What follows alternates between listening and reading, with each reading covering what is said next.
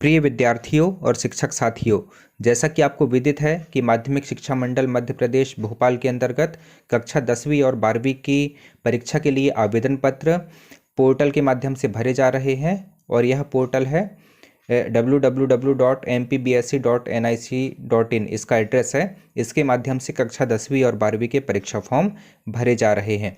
लेकिन अभी कल तक यानी कि 23 तारीख तक परीक्षा शुल्क में छूट के लिए कोई प्रावधान ऑफिशियल रूप से नहीं था। आज ही यानी कि 24 तारीख को एक पत्र जारी किया गया है जिसमें स्पष्ट किया गया है कि आवेदन पत्र के अंतर्गत जो परीक्षा शुल्क है उसमें किस प्रकार की रियायत यानी कि छूट आपको प्राप्त होगी। यहाँ पर स्पष्ट उल्लेख है कि मंडल के उपरोक्त संदर्भित पत्र द्वारा शैक्षिक सत्र 20-21 की परीक्षाओं के लिए ऑनलाइन आवेदन पत्र भरने संबंधी दिशा निर्देश जारी किए गए हैं। परीक्षा आवेदन पत्र भरने के लिए निम्नानुसार श्रेणीवार नियमित छात्रों को परीक्षा शुल्क में छूट रहेगी। यहाँ पर स्पष्ट उल्लेख किया गया है कि जो परीक्षा शुल्क में छूट रहेगी वह केवल नियमित छात्रों को प्राप्त होगी। इसके अंतर्गत जो श्रेणियां हैं वो यहाँ पर दी हुई हैं। पहली श्रेणी है पंजीकृत असंगठित श्रमिकों यानी कि जो संबल योजना है उसके अंतर्गत बच्चों को शुल्क में रियायत यानी कि उनके पालक का यदि संबल योजना के अंतर्गत पंजीयन है, उनको कार्ड प्राप्त हुआ है संबल योजना के अंतर्गत, तो उनको संपूर्ण शुल्क से छूट प्राप्त होगी यानी कि उनको बिल्कुल भी फीस नहीं देना होगा।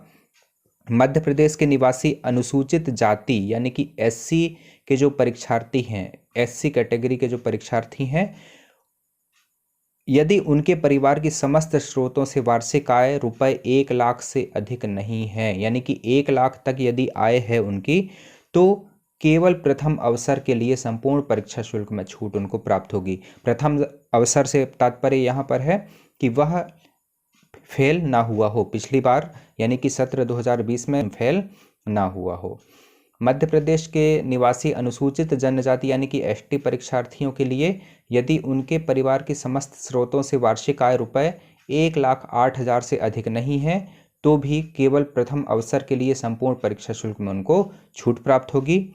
इसके अलावा जो अगली श्रेणी है वह है नेत्रहीन, मूक बधिर, स्पास्टिक सेरेब्रल पॉलिसी, मानसिक रूप से विकलांग यानी कि दिव्यांग जिसको कहते हैं, यहाँ पर विकलांग लिखा हुआ है, से पीड़ित परीक्षार्थी, इनको संपूर्ण शुल्क से छूट प्राप्त होगी। और कुष्ठ रोगियों के लिए आश्रित बच्चों को भी संपूर्ण शुल्क से छूट प्राप्त होगी।